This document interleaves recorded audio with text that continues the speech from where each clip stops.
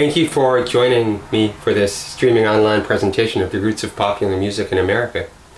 And thank you to Santa Fe Public Library, and thank you, Jessica, for hosting this show. My name is Jon Waterman. Today we're going to explore and celebrate the roots of popular music in America through songs.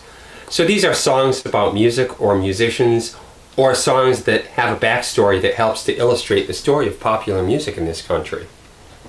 And that story is constantly changing because we're constantly having new experiences and gaining new perspectives and writing new songs from those perspectives.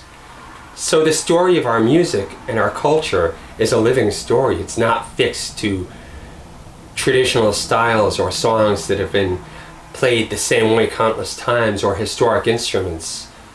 If the story of a culture was fixed in that way, it wouldn't be a living culture. But our culture is alive. There is room for new interpretations of old songs and new instruments that play both old songs and new songs, maybe songs that we've written to celebrate our history.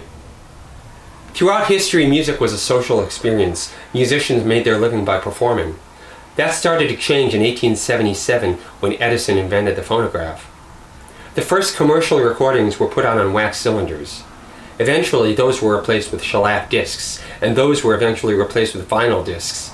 But the idea of recording onto wax stuck. And as the phonograph became more and more a household item, as records became more and more popular and more abundant, and then as radio was introduced and radio stations started to play music, the experience of music became less dependent on social gatherings and increasingly an experience that could be had at home, sometimes by oneself. Musicians had to adapt to this. In order to ply their trade and even in order to survive, they had to find a way to have their music pressed into wax.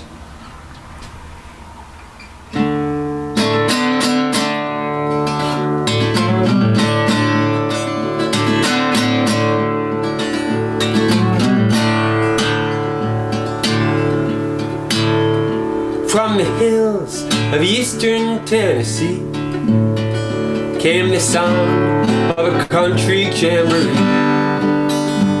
'Cause a man from Victor was in town, and he was looking for that authentic hillbilly sound. So he put an advertisement in the news, and the Mississippi brakeman came yelling. A family sang Law and Order heartbreak, and somebody said with a hillbilly twang, "Mr. P, here's a song you gotta hear, getting sung like they'd sing it around here. It came from a man who was laying down tracks, Mr. Pierre. Won't you press it in wax?"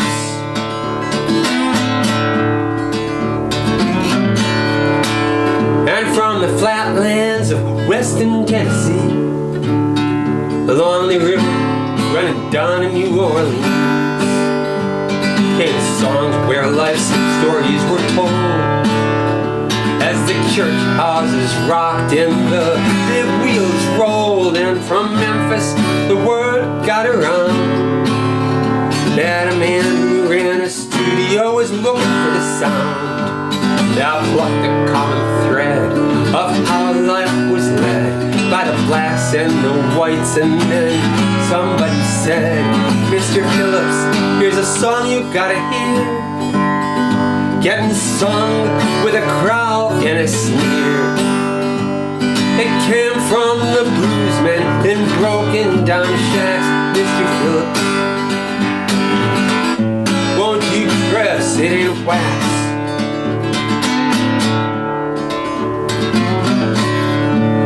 And from the fields came a holler, from the pulpits a shout, from the pews came the blues sung by those down and out.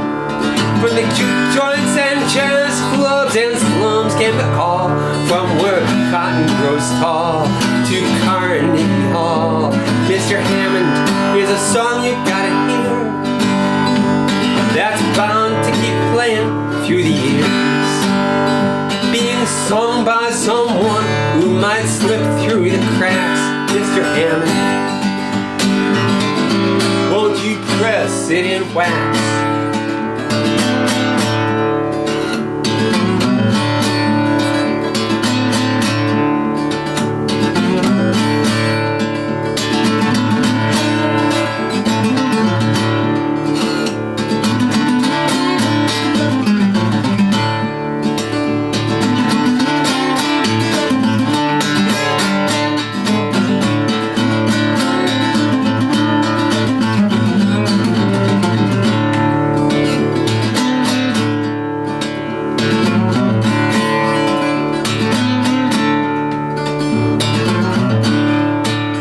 Yeah, Mr. Lomax, here's a song you gotta hear, from a way of life that's all but disappeared, being sung by some prisoners with stripes on their backs. Mr. Lomax,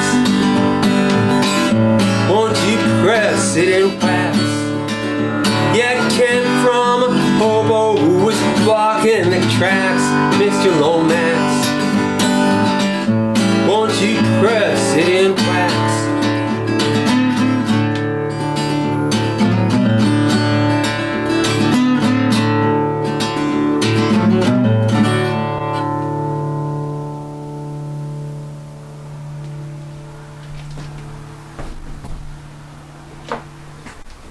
So that song mentions 5 individuals not primarily known for being musicians who played a big part in shaping the story of American popular music. Ralph Peer, Sam Phillips, John Hammond, and John and Ellen Lomax. You've probably heard of 4 out of the 5. You might not have heard of Ralph Peer. Ralph Peer was a talent scout for Victor Records in the 1920s. In 1927, he took his recording equipment south. He was looking for music from the Southern Appalachians. Peer had this idea that people living in rural areas would be more interested in buying music from artists who had come from a background similar to their own, artists who had a lifestyle they could relate to. And it turned out that he was right. In 2 weeks of recording sessions in the town of Bristol on the border of Virginia and Tennessee, he discovered both the Carter family and Jimmy Rogers, 2 of the earliest superstars of American popular music. The other 4 individuals mentioned in that song you probably have heard of. Sam Phillips, the founder of Sun Records, who discovered Howlin' Wolf and Elvis and Johnny Cash and others. John Hammond, the talent scout and producer, who discovered Count Basie, Billie Holiday, Bob Dylan, Aretha Franklin, and many others. And John and Ellen Lomax, the father and son folklorists, who conducted field recordings throughout the South and documented songs in the American oral tradition. Their work gave rise to the genre, the commercial genre of folk music that would emerge in the 40s and 50s. In 1934, the Lomaxes were conducting a field recording at the prison in Sugar Land, Texas, and they recorded a prisoner named Ironhead Baker singing a song called St. James Hospital. That song is part of what's known as the rake cycle. That's a series of songs that are thought to have evolved out of an 18th century English ballad called The Unfortunate Rake. That song was brought to this country by settlers and immigrants. Over time, it evolved as it was adapted to the new surroundings. In Nova Scotia, it appeared in the form of a ballad called The Bad Girl's Lament. And in the American West, it appeared in the form of the cowboy ballad Streets of Laredo. What all of the songs of the rake cycle have in common is they are all a series of requests from a dying character as to what he or she wants at his or her funeral. Requests like, beat the drums slowly, play the fife lowly, or have 6 jolly cowboys carry the coffin. In the Jazz and Blues Songbook, that song appears as St. James Infirmary Blues.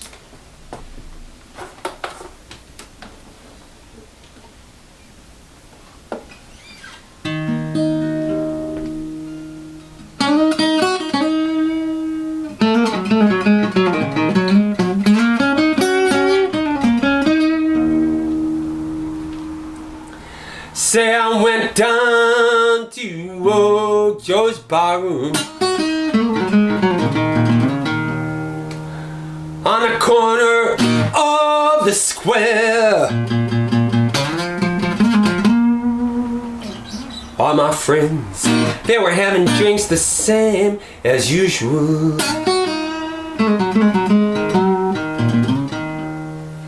And the usual crowd was there.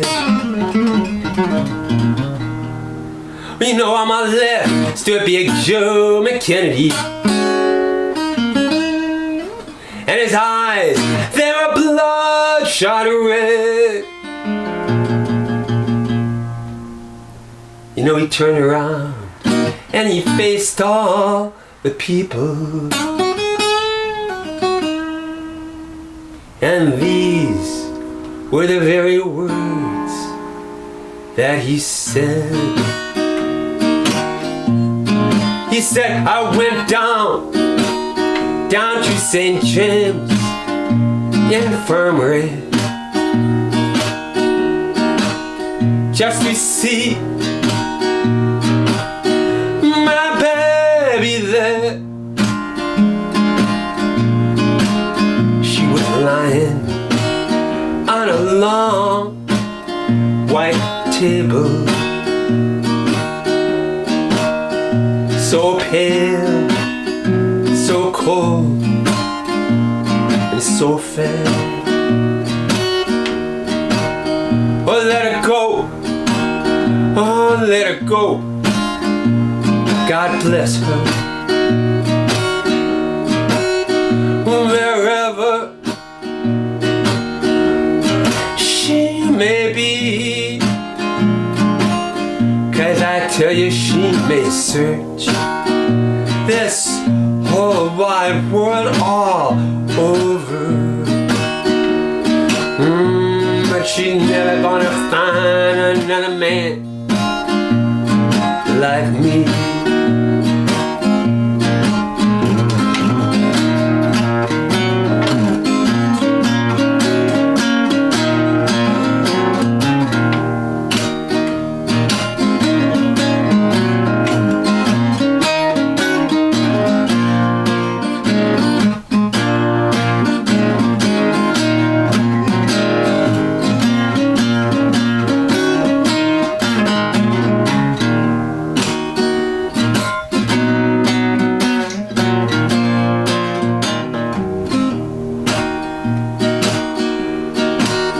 Now, darling Lord, oh, won't you lay down my body in my finest suit of clothes and a Stetson hat? Put a $20 gold piece in my watch chain, so that the boys will all know that I died standing pat. Yeah, I want 6 craft shooters to be my pallbearers, and I want a chorus girl to sing me a song. Yes, and I want a jazz band to play on my hearse with them. Let them raise hell as I roll along.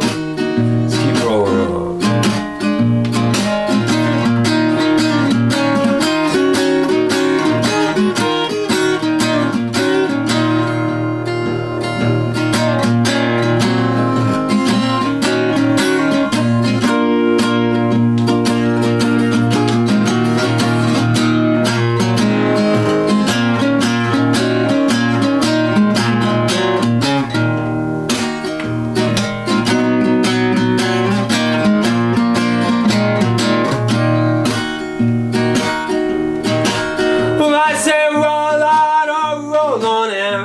Heroic tired carriage, yes, and put on your old Tom hat, 'cause there's gonna be 12 men going on down to that graveyard, but there will only be 11 coming back.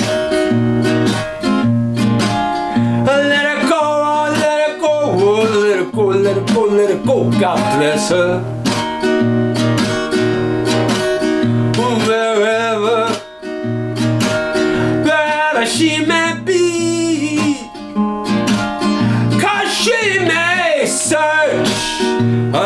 whole wide world all over. Oh, but she is never gonna find another man like me.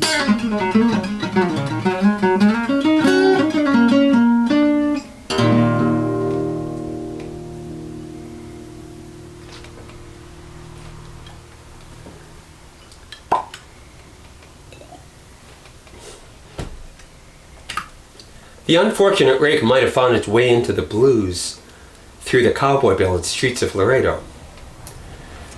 You wouldn't know it from the history books and you wouldn't know it from the Hollywood westerns, but it turns out there were a lot of black cowboys. It's estimated that about 1 in 4 cowboys was of African descent. And it would make sense that those cowboys would have taken to singing songs about cowboys that they heard sung by other cowboys. But they would have sung those cowboy songs according to their own musical sensibilities that were rooted in the pentatonic scale that's used in African music.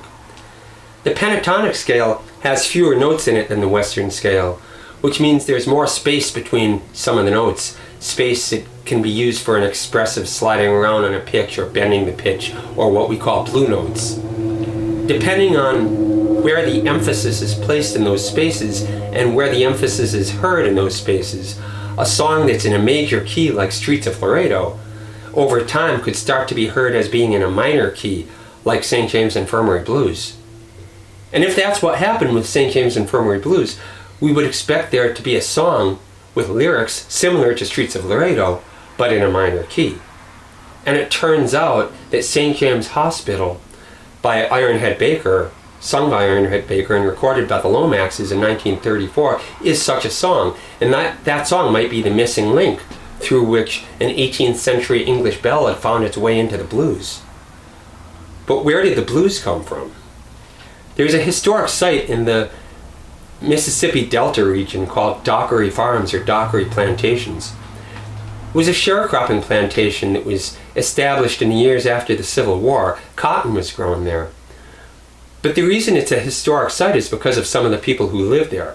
Charlie Patton, Willie Brown, Son House, Tommy Johnson, Robert Johnson, Howlin' Wolf, Pop Staples, Honey Boy Edwards, all these well-known bluesmen. And these bluesmen all lived on or near Dockery around the same time. They would have jam sessions going late into the night to entertain the other tenants. Because of that, Dockery is considered one of the birthplaces of the blues. According to legend, Charlie Patton learned to play the guitar from a mysterious figure named Henry Sloan. We don't know much about Henry Sloan, but they're pretty sure he was a real person, and they think they might have found his gravesite. Other legends hold that both Tommy Johnson and Robert Johnson learned to play the guitar by selling their souls to the devil. That we'll have to confirm with the devil someday. This song is called Dockery Farm. The names of those bluesmen are scattered throughout the song in one form or another.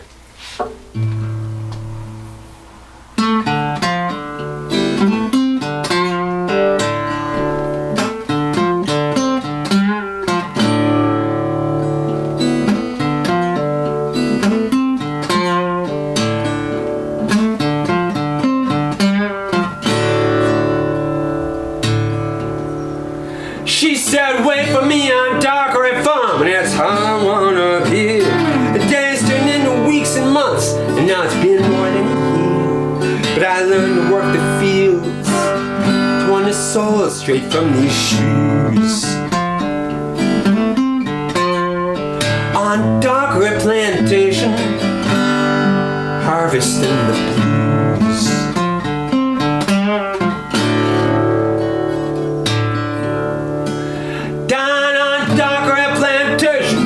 The work don't ever stop, cause it takes a lot of pen to raise that barbed and bitter crop. You can hear the pickers moaning, night and day you hear that sound. And the hurtin' don't have a season, cause the blues grow all year round.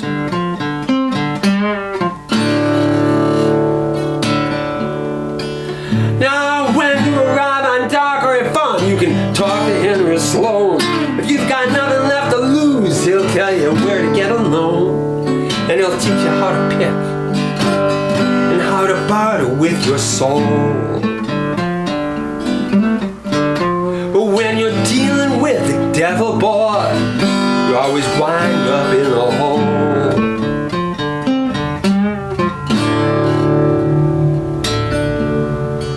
Cause on Dark Red Plantation, you can't go anywhere but down as you work the fields tilled by Charlie Pat and Willie Brown. Switchblade knives and broken bottles, those are the tools they had to use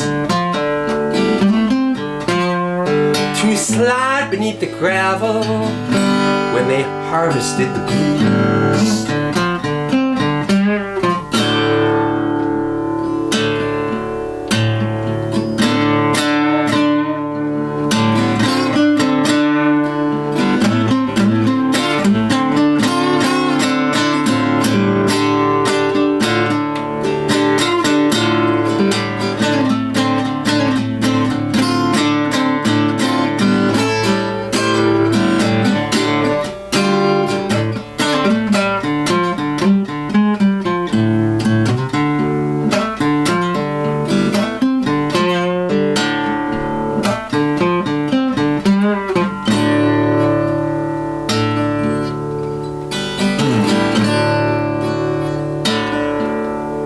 See, just like anything that grows, the blues starts out as a seed. Could be loneliness or jealousy, prejudice or need, a cheating lover and a hungry wolf howling outside your happy home. Those are the staples that you need to get the blues to start growing.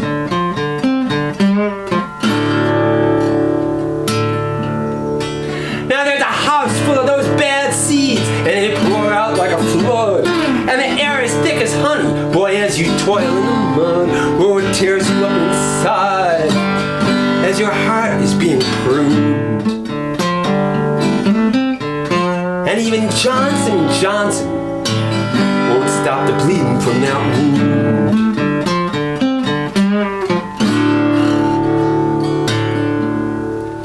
See, on Dark Red Plantation, there's a debt you gotta pay. You gotta ease the pain of others if you wanna leave someday. And that means spending a lifetime feeling what it's like to lose.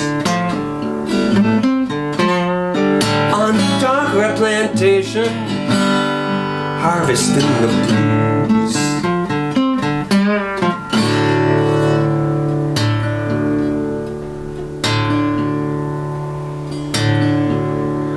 When I'm down in Mississippi, down on Dockery Farm, where people go when they're down and out, or when love has done them harm. I've been waiting for my woman, now I'm still waiting for some news. On Dockery Plantation, harvesting the blues. Yeah, on Dockery Plantation, harvesting the blues.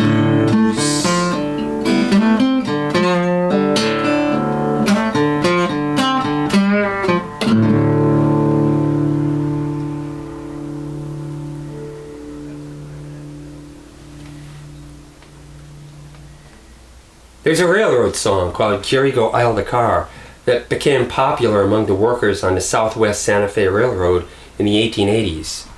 Around the turn of the last century, this would be around 1900, some folklorists became interested in finding the origins of that song. And they tracked down a man who had been the manager of the Southwest Santa Fe line around the time the song was popular. And he recalled that the song was written in 1881 by an Irish immigrant from Connaught known only as Riley the Bum, and that Riley was a hard-working, quick-fighting section man who was also a minstrel. That's a quote, and that's also about all we know for sure about Riley the Bum. But because Connaught was the province of Ireland hardest hit by the famine, a province where the effects of the famine were still felt for years and decades afterwards, we can imagine that, like many of his countrymen, Riley came to this country to escape the hardships that were brought on by that tragedy. We can also imagine that, like many of his countrymen, Riley encountered discrimination when he arrived here. And since with the building of the Transcontinental Railroad, the railroad companies were desperate for manpower and in no position to discriminate, he found his way into the hard life of railroad work. If we listen to his song, Jerry Go Isle the Car, we can hear it has an Irish melody, and we can see that he took the music of his homeland, he made it relevant to his experiences in this country, and that in so doing he made that music a part of the landscape of American popular music, or helped make that music a part of the landscape of American popular music. Because we know so little about Riley the Bum, I had to fictionalize some of his story in order to properly commemorate him and give him his rightful place in the pantheon of American songwriters.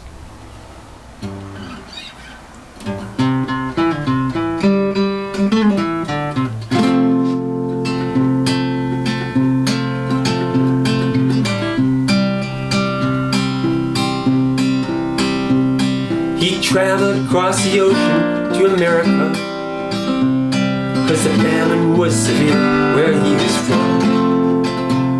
And he got a job working for the railroad, 'cause the era of the iron horse had come. Riley the Bum, he was known by the thick brogue that he spoke in, and the lilting melodies that he would hum. And when he was sore from working or from fighting, he would pour the whiskey down till he was numb. Riley the Bum, he was a minstrel and a section man on the Santa Fe, and he wrote a song called Jerry Go Isle the Car. And the people rode west on the tracks, he laid for the line. And the song he sang is a tie to another time.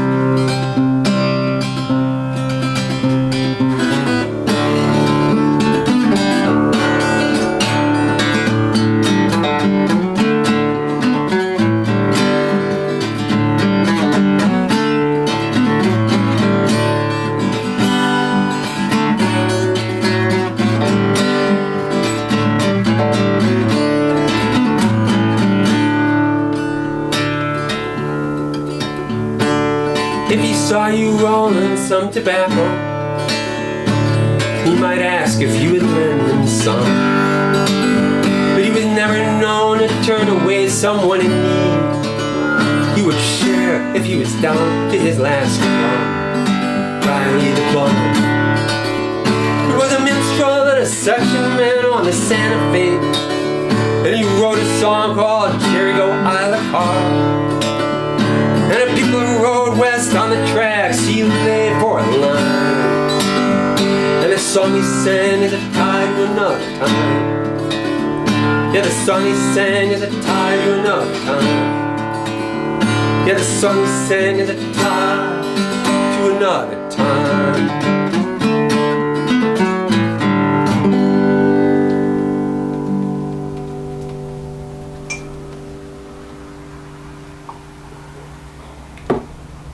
The stories of immigrants like Riley the Bum are a big part of the story of American popular music.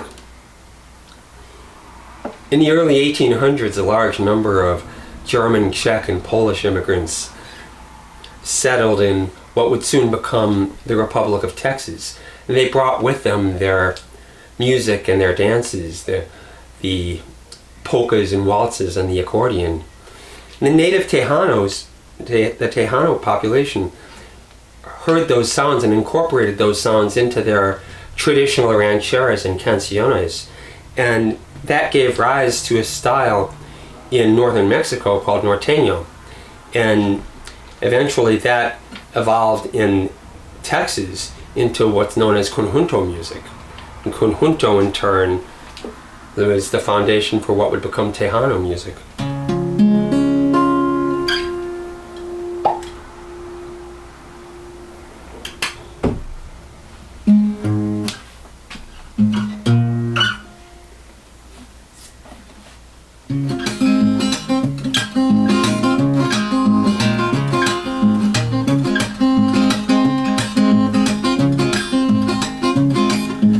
Lydia went to a station in old San Antone. She strummed her guitar and sang into a microphone. She played songs she played for the people who worked on the land, at markets and ranches along the Rio Grande. Enrique talked up a new sound he heard at his furniture store. Narciso played the accordion like no one played it before. Santiago held down the bass line on his bajo sexto. Enrique said this music should be on the radio. And conjuntos played on the air and in la taberna. I'm más que un poco de poco en la ranchera.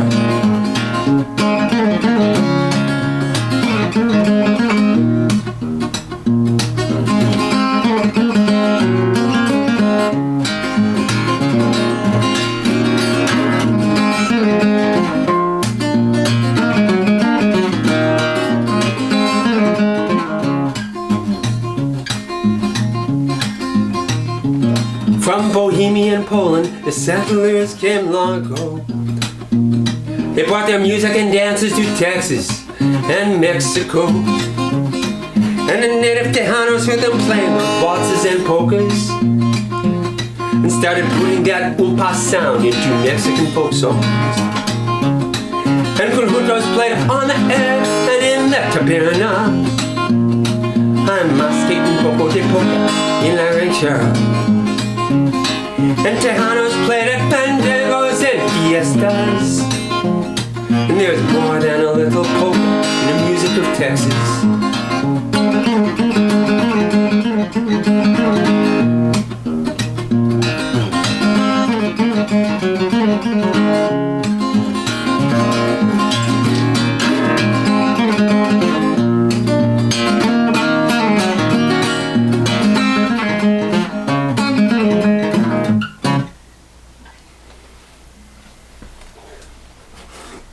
So the Lydia mentioned in the song refers to Lydia Mendoza.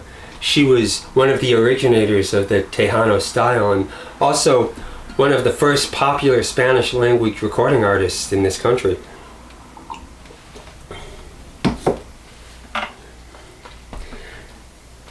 Narciso Martinez was an accordion player. He's considered the father of conjunto music.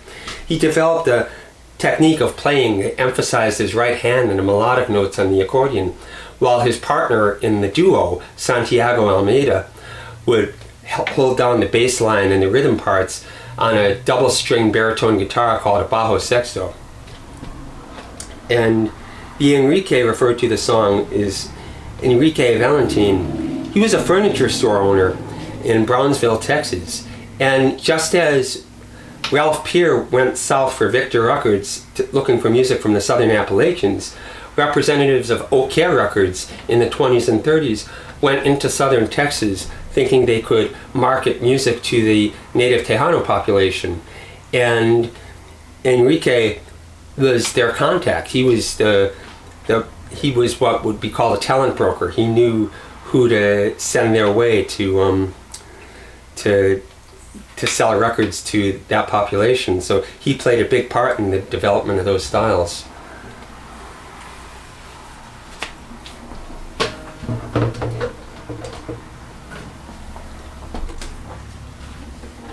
There are chapters of history that are unpleasant to talk about, but we can't ignore them. They're part of the story and part of the reason why things are the way they are. If we ignore those chapters, we fail to recognize how they've shaped our attitudes and who we are as a people. If we ignore those chapters, we fail as a culture to recognize past wrongs. By acknowledging those shameful chapters, we can atone for past injustices and start to heal the divisions they brought about and start to come together as a people.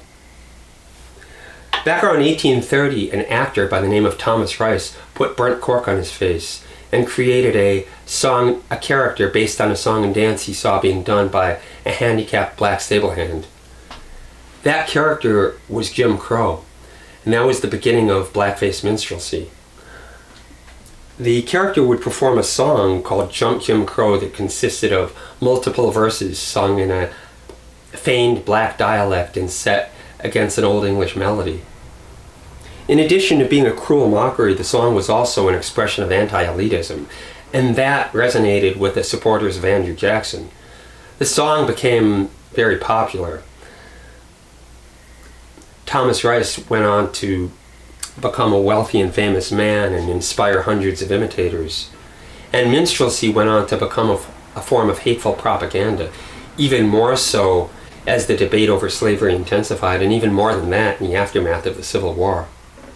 When art and music are used to spread hatred, the hatred becomes ingrained in the culture. It becomes a part of the culture.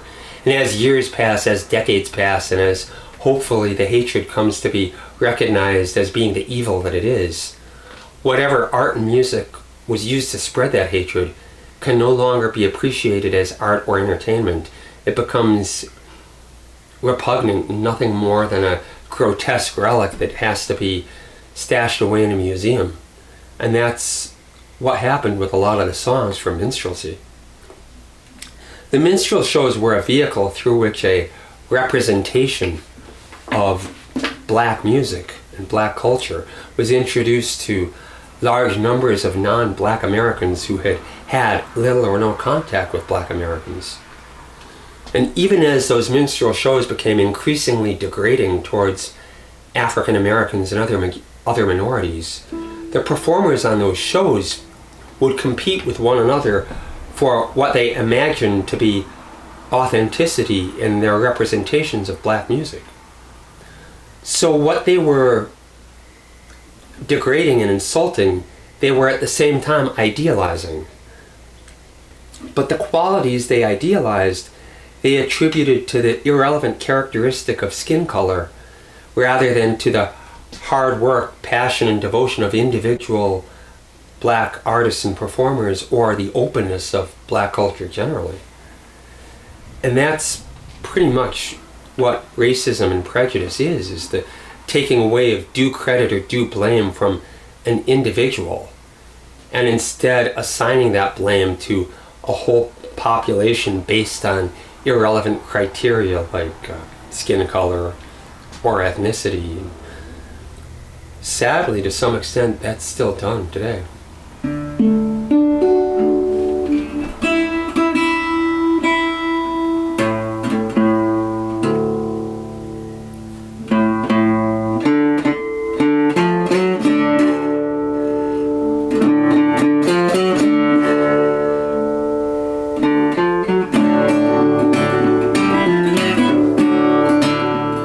They're gathered at the playhouse on the square, and on Main Street there's a murmur of excitement in the air. The people are above cause a show that's coming through. There's Thomas Rice and his traveling review.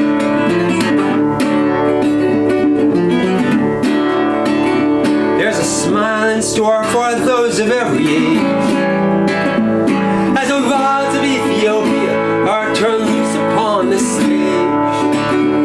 With a song and dance, so many more will be inspired by Thomas Rice and his traveling review.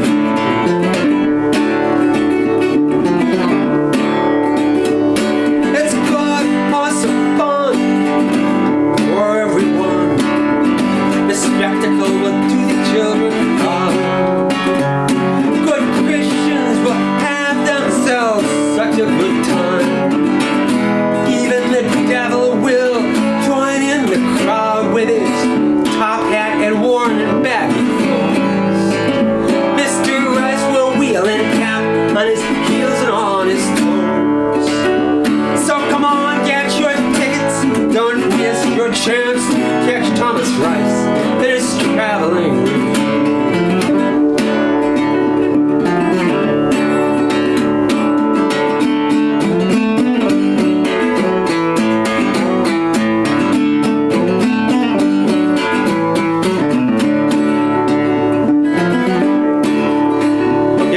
Speeches by grand, eloquent buffoons and banjos that played their old plantation tunes.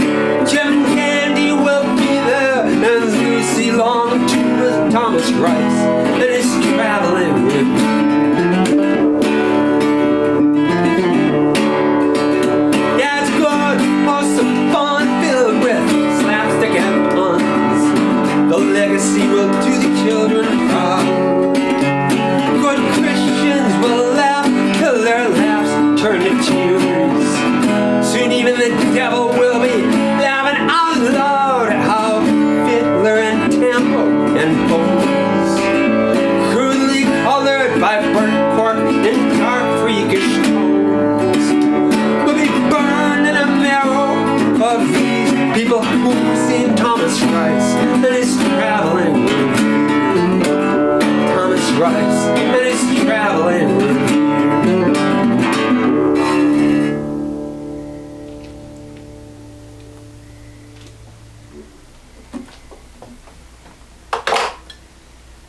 Traditionally, it's been held that the blues evolved out of the field hollers and spirituals and African songs in the Mississippi Delta region. But there's an alternate theory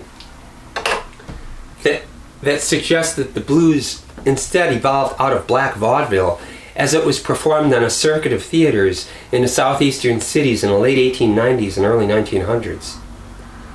Butler May was a performer on that circuit, and he's barely remembered today, but in his time he was immensely popular. He would play to packed houses, and whenever he came to town there would be lines to get into his shows stretching out into the streets. Butler May was a child prodigy. From an early age he was sharing the bill with artists like Ma and Pa Rainey and Jelly Roll Morton. It turned out that he was a natural comedian as well, and soon he was headlining his own shows under the name String Beans because he was tall and thin. By the autumn of 1914, String Beans had taken his act up north, and he was performing at the Monogram Theater in Chicago. That was one of the most prestigious venues on the black vaudeville circuit. One eyewitness who lived into modern times described his singing and piano playing as being similar to that of a young Ray Charles. Butler May's signature number was a performance piece about the Titanic. In the piece, he would stand at a piano and sway back and forth to emulate the ship rocking on the water. And then he'd slowly sink to show the ship sinking. And all the while, he'd be singing about how he was on the Titanic, but he was able to swim to safety because he had Elgin movements in his hips with a 20-year guarantee. Elgin was a watch brand, and the movements are the mechanical parts of a watch. Elgin watches were advertised as coming with a 20-year guarantee on the movements. And that innuendo that Butler May used, after his time, it turns up again and again in the blues from before Robert Johnson all the way up to Buddy Guy, and it's known as the Elgin movements metaphor. When Butler May brought his act up north, the northern audiences had never seen anything like him before. He was spontaneous, he improvised much of his act, and he was vulgar. The black press criticized him for being too blue. That's a vaudeville term for being vulgar on stage, probably related to the blue laws. It may or may not be coincidental that there are some who consider Butler May to be the original blues man.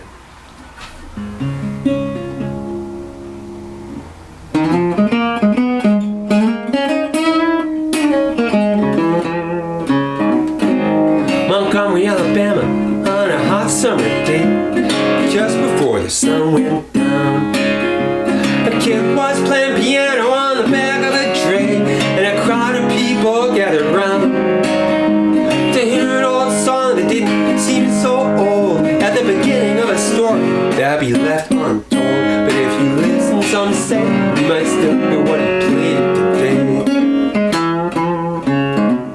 And then was Butler May. Soon he was doing the South, playing a black vaudeville stage. He was tall and lean, and they called him String Beans, and his act was all the rage. Wherever he played, he would draw a crowd, because the songs he wrote made people laugh out loud. Till the critics wrote in their reviews that Butler May was blue. Some say Butler May may have been playing the blues the way the blues get played today. But he lived and died a long time ago, so nobody can really say. They said he was the funniest man alive, though he was hardly more than a kid. Some say Butler May have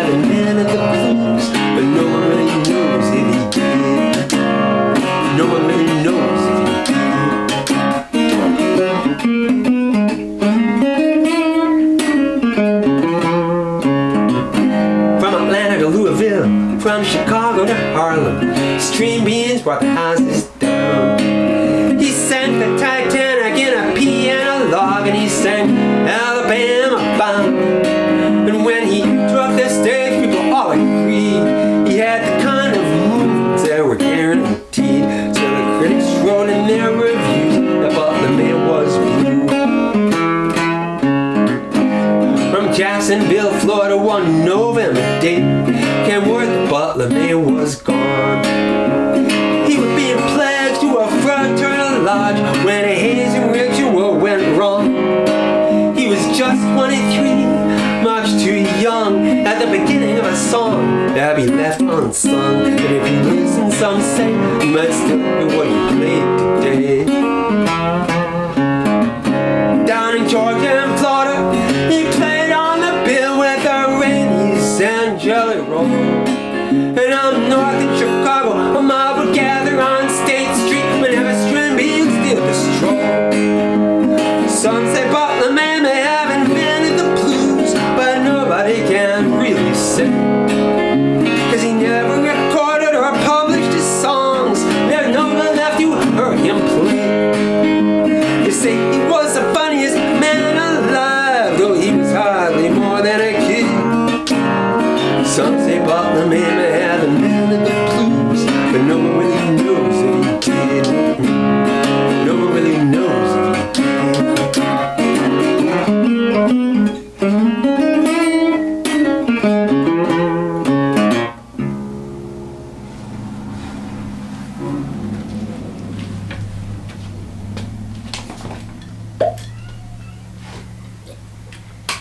In the years before Butler Man, in the years before W.C. Handy, the composer of St. Louis blues and Memphis blues, who came to be called the father of the blues, a style appeared that some music writers now call proto-blues.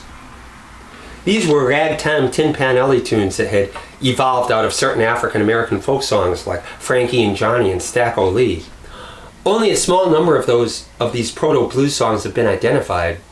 The most prolific composer of them was a man named Huey Cannon. Huey Cannon was a Tin Pan Alley songwriter. He's best remembered for writing the jazz standard Bill Bailey, Won't You Please Come Home. He came from the Detroit area. He started out playing piano in the saloons of Jackson, Michigan. He also probably started out drinking in the saloons of Jackson, Michigan, because he was an alcoholic from an early age. That led to an early death at the age of 35 in Toledo, Ohio.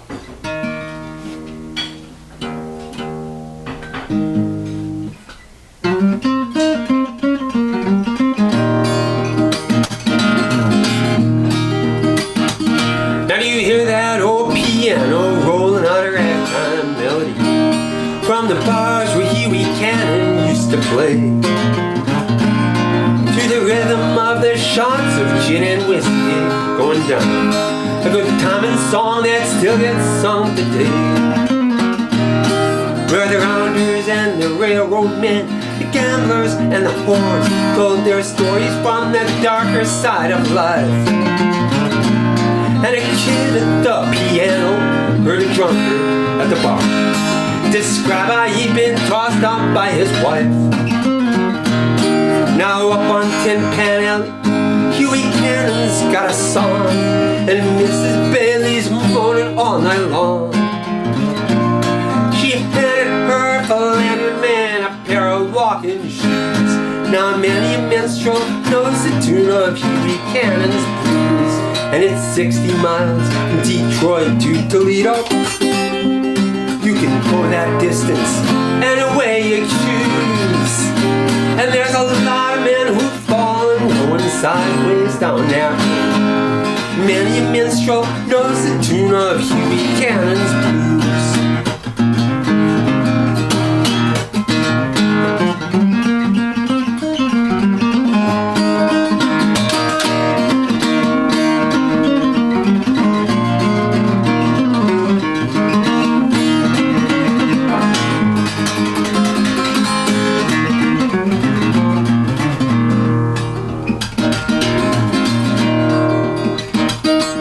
Jackson to Manhattan,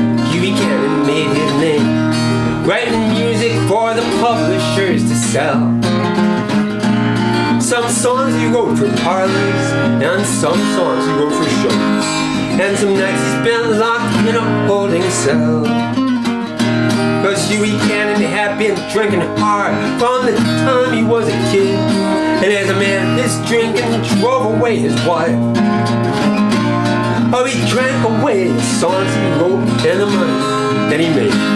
Then at 35 he drank away his life. But back on Tin Pan Alley, Huey Cannon had a song where a widow mourned a man who had done her wrong.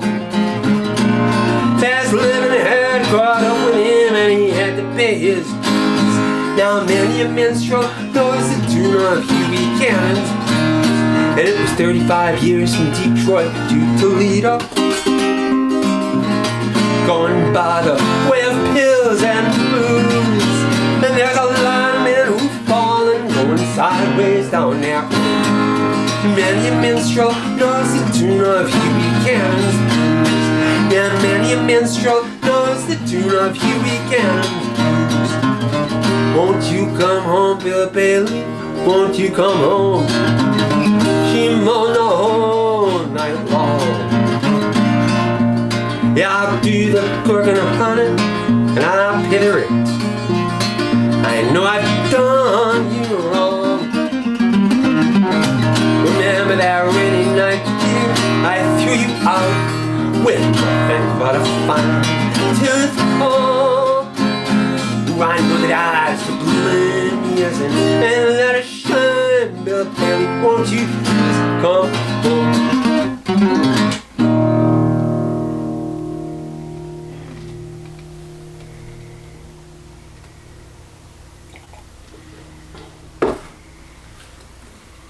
Henry Work was a popular songwriter in the 1800s. His popularity even rivaled that of Stephen Foster's. He was also an ardent abolitionist. His song Kingdom Coming tells a story of slaves rebelling and taking over a plantation house and locking the overseer in a cellar after the master flees the approaching Union army disguised as a slave. Another song, Babylon Has Fallen, describes the Civil War from the viewpoint of black soldiers fighting for the Union. Though some of his melodies are familiar, Henry Work's songs have rarely been sung, and some have suggested that's because the lyrics were written using the dialect of slaves as it was portrayed in minstrel songs, and people found that distasteful and offensive. But a lot of songs from the 1800s and well into the 1900s used a dialect that would be considered distasteful or offensive. A lot of the songs were offensive, and people sang and recorded them anyway.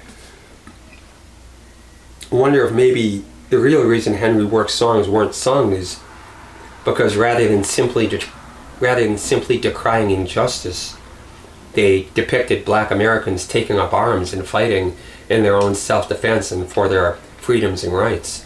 And maybe that was a scenario that some of the mainstream found difficult to stomach. In 1865, Henry Work wrote a song called The Ship That Never Returned.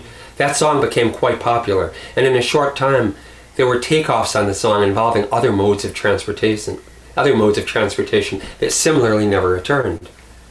Then in 1903 there was a wreck of a mail train near Danville, Virginia, and one of the men helping with the recovery effort was a musician, and he and a friend co-wrote another takeoff on The Ship That Never Returned, but about that accident, and that was Wreck of the Old 97.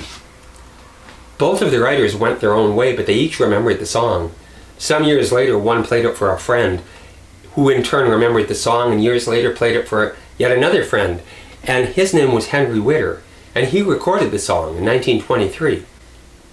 A popular singer at the time named Vernon Dalhart heard the recording, and he decided to record it himself in 1925, and he used it as the B-side for his single, The Prisoner's Song. And that single went on to sell 1 million copies, and that sparked a lawsuit against Victor Records over copyright infringement by yet another musician who claimed to have written the song. For its defense in the lawsuit, Victor Records hired a folklorist to trace the origins of the song, and that's how we know all this. The success of the Doll Heart single also sparked a craze of event songs. These were songs about sensational news stories, shipwrecks, train wrecks, floods, fires, storms, mining accidents, kids falling into wells. The songs followed a formula where they would describe the tragedy or disaster in gory details and then have a moral at the end. And those songs became popular on the rural market in the 20s and 30s. So many people have recorded Wreck of the Old 97, I decided to do something a little different with it.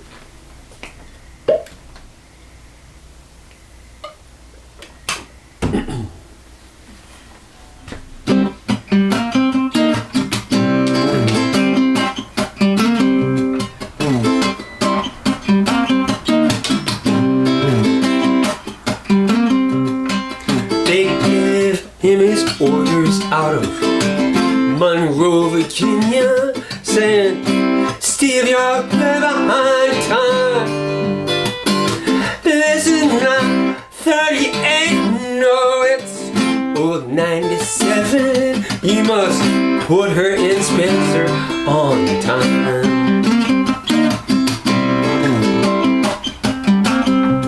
Well, Steve turned around and he said to his greasy, dirty fireman, he said, just shove the line a little more that coal. Oh yes, and then we cross that White Oak Mountain. You can watch old 97 roll.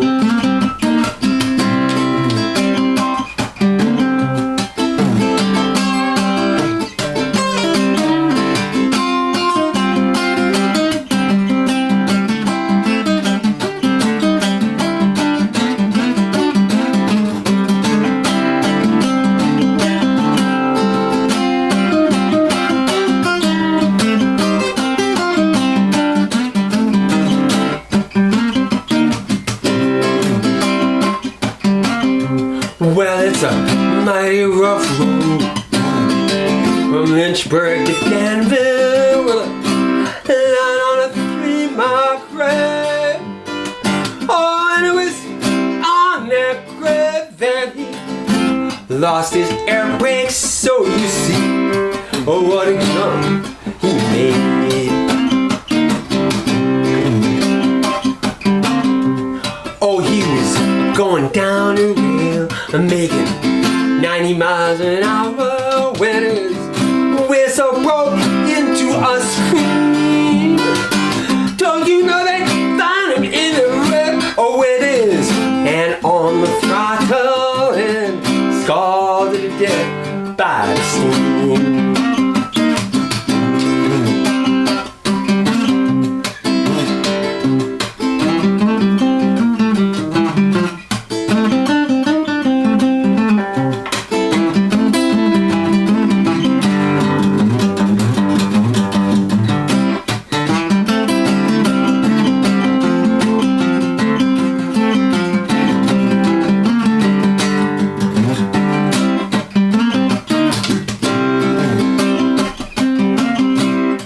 Oh ladies, you must all take warning from this time on and learn. Don't you ever speak no harsh words to your true loving husband. He may leave you and never return.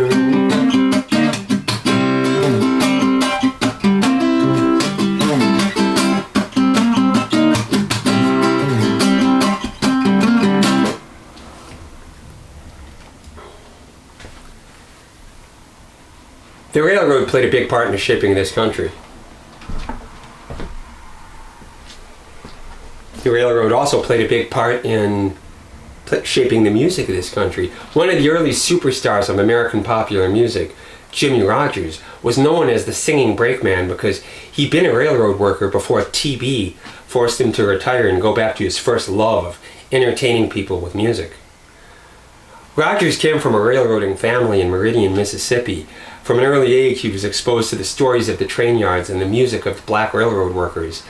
And that influenced his own music. And even though after he died he came to be called the father of country music, his own music was as much blues as it was a countrified mix of train and hobo songs and sentimental ballads. And Rogers was influential in his own right, not just on country music, but also on the blues, and then later rock and roll. And he inspired more than a generation of artists, from Hank Snow, Howlin' Wolf, and Gene Autry to Elvis and Bob Dylan.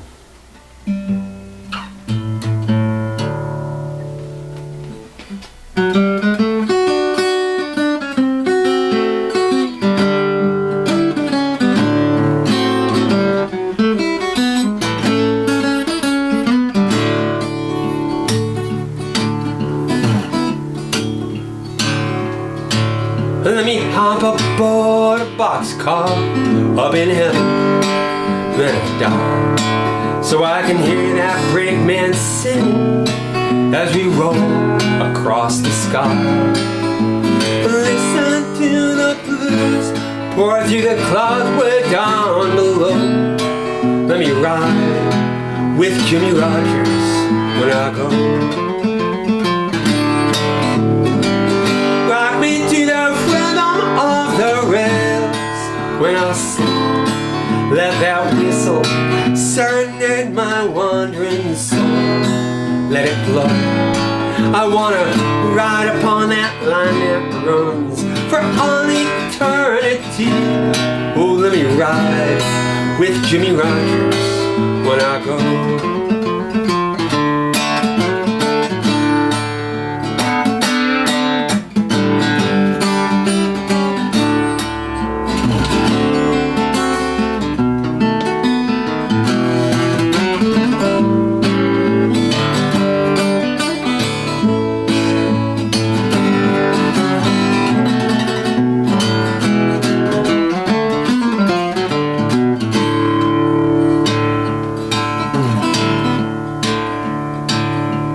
Yes, let me ride with Jimmy Rogers up in heaven when I'm gone. Let my universe be music, pour my breath in every song, so I can roll along like the ripples in the Mississippi flow. Oh, let me ride with Jimmy Rogers when I go. Rock me to the rhythm of the rails when I sleep. Oh, let that whistle, let it serenade my wandering soul. Yeah, let it blow. Don't you know I wanna ride upon that line that runs for all eternity. Oh, let me ride with Jimmy Rogers when I go. Yeah, let me ride with Jimmy Rogers when I go. Yo-le-lo-le-yo, yo-le-lo-le-yo, yo-le-lo-le-yo, yo-le-lo-le.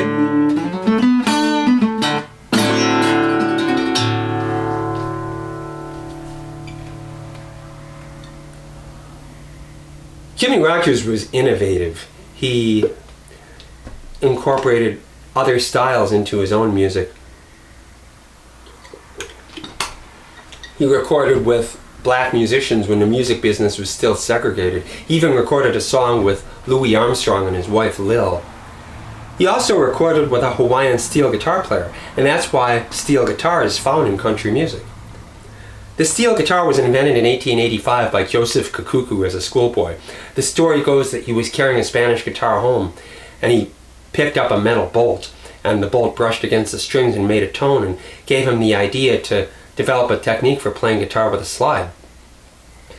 Kikuku was probably influential on the blues as well. The early Delta blues slide guitar player Son House acknowledged that he learned how to play slide guitar from a Hawaiian guitarist. So Hawaiian guitar played a part in shaping the blues as we know it, and the blues was formed out of the field hollers and spirituals and African songs in the Mississippi Delta region, unless the idea that the blues came out of black vaudeville is right, in which case the blues came from ragtime songs and African American folk songs by way of the proto-blues of Tin Pan Alley. And Tin Pan Alley, Tin Pan Alley was formed years earlier by Irish and Jewish immigrants. But both can be right. The music of the small towns and the country reached the cities, and the music of the cities reached the country. Country music was formed out of Appalachian folk songs that were really handed down parlor songs or minstrel tunes or broadside ballads combined with the blues. Western music combined those same Appalachian folk songs and blues with the Central and Eastern European waltzes and polkas and the Northern Mexican rancheras and canciones. And that same combination of the waltzes and polkas with the traditional rancheras formed conjunto music and later Tejano music. Ragtime was European marches mixed with African and Latin rhythms. And jazz was blues and ragtime and African and Latin and French and Italian music combined, and then later with Jewish music and Tin Pan Alley songs added.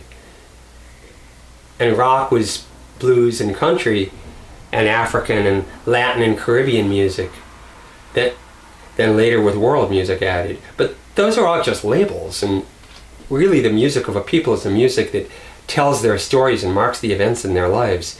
And in that there are no labels, there's just popular music. Once at a show, a woman requested that I play Stardust, the standard by Hoagy Carmichael. And after the show, she told me that back during the war, World War II, she and her brother would go out to see the big bands play. And the last song of the night, the band would play Stardust. And her brother would always save that dance for her. Then he was off to war, and he never came back. And to that day, she always requested Stardust in his memory. This song is called Last Dance to Stardust. The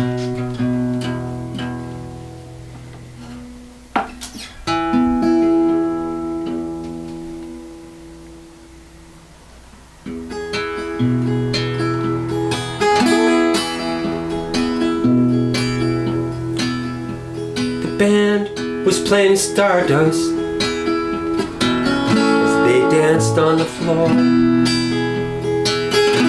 When the dance was over, he was off to war.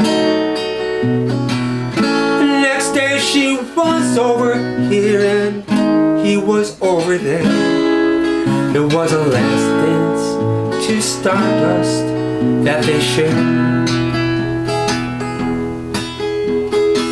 She read the letter that he sent as he marched towards Rome.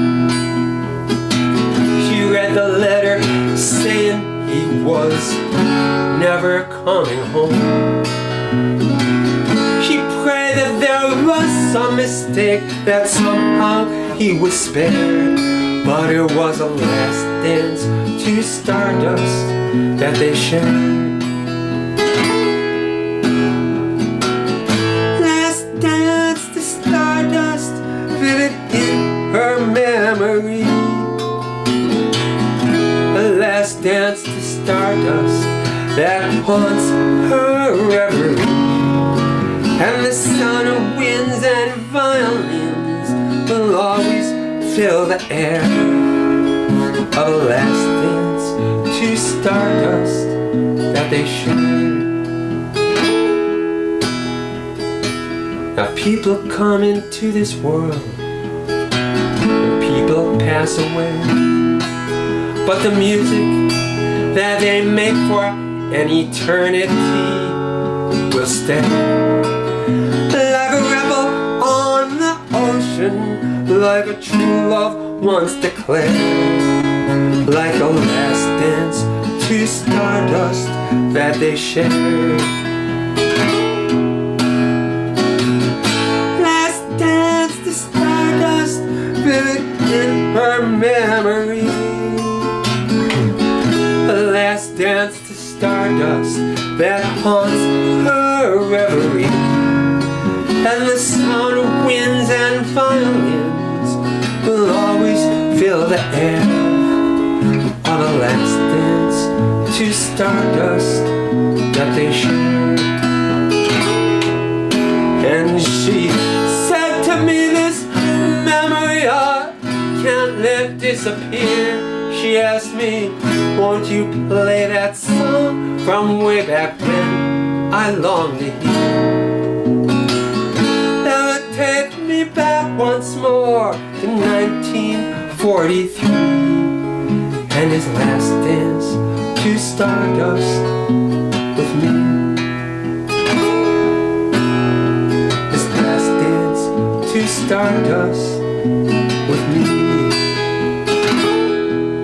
Sometimes I wonder why I spend lonely nights dreaming of a song. The melody haunts my reverie, and I am forsaken here, though I dream in vain. In my heart it will remain my stardust melody, the memory of love's refrain.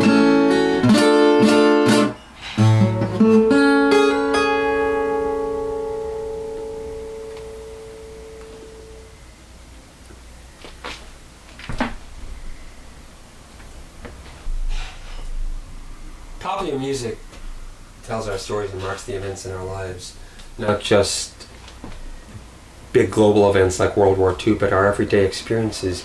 And by sharing those stories and those experiences, individuals come together to identify as a people, as a culture, whether it's from sharing the stories of their heroes or retelling the stories their heroes told, or from atoning for past injustices. So the voices of storytellers, of artists and musicians play an important part in shaping our national identity. And in a culture, in a country as divided as ours is, we need those voices to remind us that yes, there is an American culture, there's an American identity. It's in the stories and experiences that we share. But there's a tendency to try to control or stifle those voices. There are politicians and religious leaders who want to determine what goes into the stories and who hears them. There are business leaders who want to keep the arts subordinate and subservient to business interests. And there are independent entrepreneurs, aspiring kingmakers who want to further their own ambitions and keep other voice and further their own ambitions and advance the careers of friends or family members by keeping other voices from being heard. Blind Alfred Reed was a street performer from West Virginia in the early 1900s. He was a singer, a fiddle player, a songwriter, and a preacher too. And he became quite popular around his hometown of Princeton. And in 1927 he was invited by Ralph Peer to participate in what would turn out to be the historic Bristol sessions, where Jimmie Rodgers and the Carter family would be discovered. And Alfred Reed traveled to Bristol, and he made some recordings there, and they were well received, and he went on to record on several more occasions over the next 3 years. And he achieved a certain level of regional success, and some of his songs are still sung today. But then the Depression hit, and the record companies no longer had the money to invest in developing rural artists. And Alfred Reed went back to being a street performer in his hometown of Princeton, until Princeton in 1937 passed a new ordinance prohibiting street music. Now, we don't know why they did that.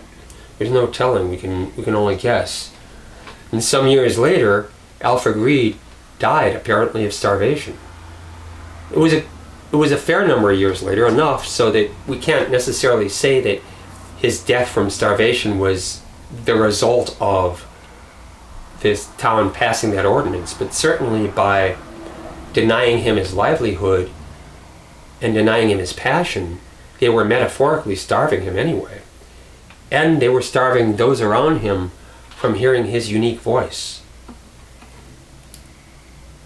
I'm going to leave you with this last song. This is called Blind Alfred Reed. I hope you've enjoyed the program. I want to thank you very much for listening. I want to thank Santa Fe Public Library and Jessica again for having me.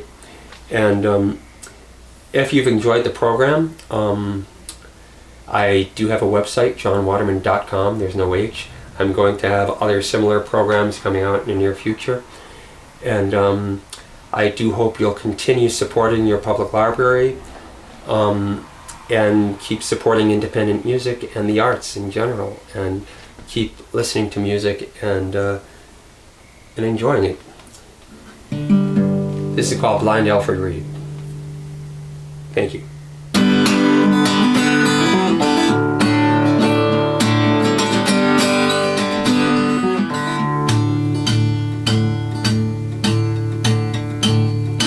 Down on the corner in a West Virginia town, a man took out a fiddle, and people gathered round. The depression had ended, but the times were still tough. Jobs were hard to find, and they didn't pay enough. People were struggling, they had mouths to feed. They could still spare some coins for a blind Alfred.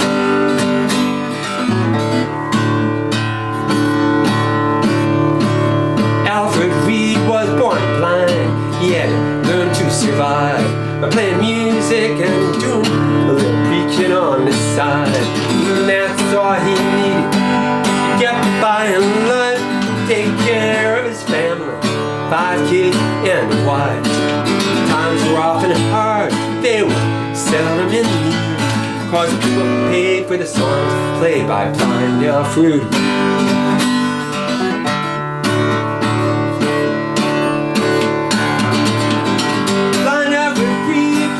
Songs on the corner that musicians before had been doing for so long.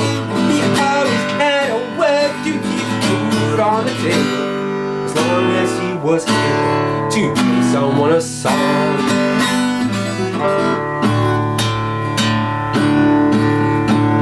Then in 1927, down in Bristol, Virginia, came word that Victor Records was looking for musicians. So the players and singers converged on that town, and they laid down the roots of the American sound. And among those who took part planting that seed were the Carters, Jimmy Rogers, and blind Alfred.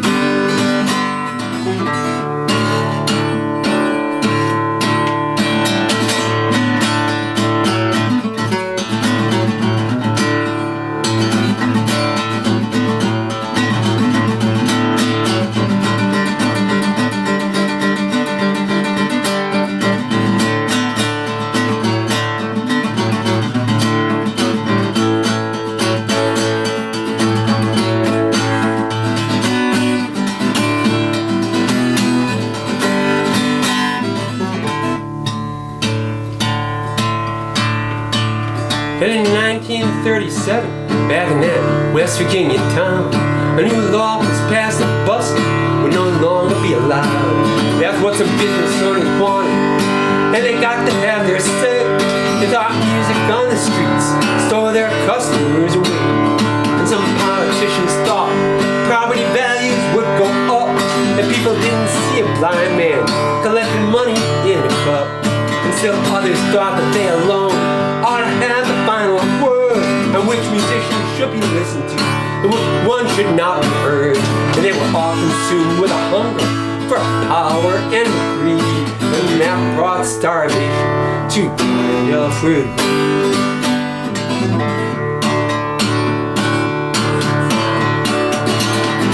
Blind Alfred Reed played his songs on the corner like musicians before have been doing for so long. He always had a way to keep food on the table, as long as he was able to play someone a song. As long as he was able to play someone a song.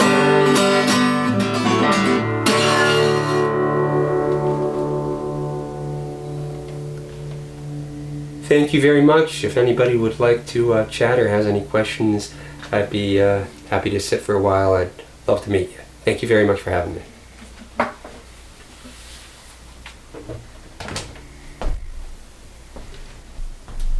Thank you so much, Jon.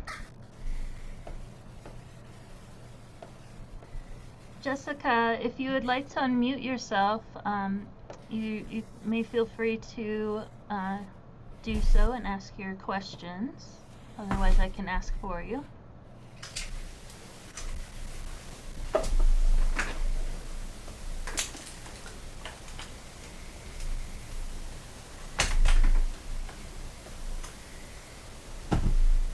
Jon, can you hear us? I can hear you, yes. All right. Let me see if this helps. Try now.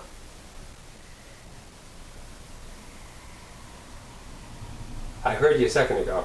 Oh, yeah. So Jessica has a couple questions in the chat. I'll ask for her. First one is there a collective name for that genre of songs about disasters? Event songs. Those are called, yeah. They were called event songs, and they became popular in the 20s and 30s. There were earlier, there were other disaster songs and broadside ballads and sea shanties, and some have come later in blues and other forms, but there was a specific genre in the 20s and 30s. It became very popular. Thank you. There should be a way I can see the chats if I can set this right. Oop, that wasn't what I wanted to do. Okay. There it is. Question. Do you see them? The second question is, as they grew and changed over time, did these musical forms also influence the instruments the music was played on, or vice versa? Oh, sure. Yeah. And I think instruments were adapted to the, new technology led to new instruments.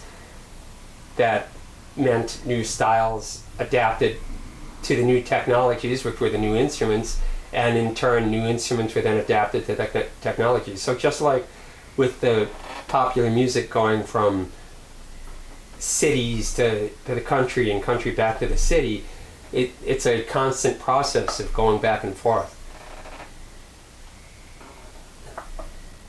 Thank you. If anyone else has any other questions, feel free to raise your hand or write it in the chat box now. Jessica says, thanks, great show. Ralph says, Jon, thank you for being with us. We learned a lot. Well, thank you very much for having me. Thank you for listening, and it was a lot of fun, and it's always great to play music and keep, to talk about it. Put a lot of. Thank you so much. I know I learned a lot as well. Really appreciate you. It was a great performance. Everyone, thank you very so much. much for joining us, and have a great evening. You as well, and everybody else too. Have a great summer. Take care.